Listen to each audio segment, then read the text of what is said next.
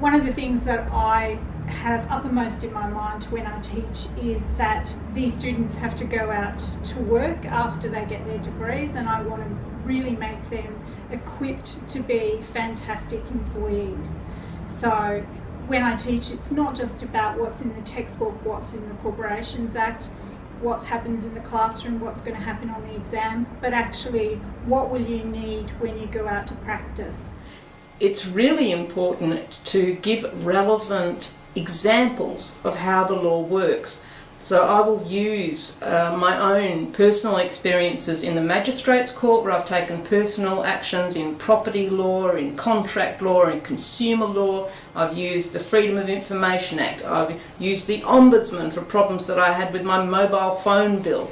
And when you can relate to students and ask them and say, has anyone here used the Freedom of Information Act? Then you can actively engage them and get them to expand, and they can see actually how the law applies and how it's useful in their day-to-day life.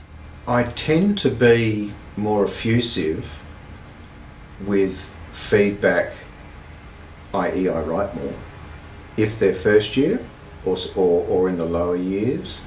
I also tend to highlight errors that I normally wouldn't highlight in later year papers. For instance, spelling errors or grammatical errors, or perhaps errors that might be where there's non-conformance with the AGLC.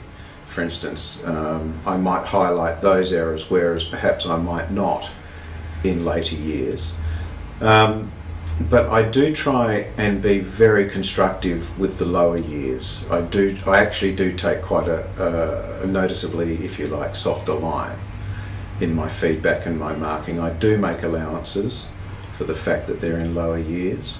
I do make allowances for the fact that they may present me with two authorities that are relevant, but not present me with two authorities that they should have perhaps referenced as well, that might have given the other side of the coin.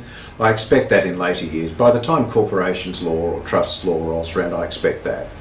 I don't necessarily expect that in first year.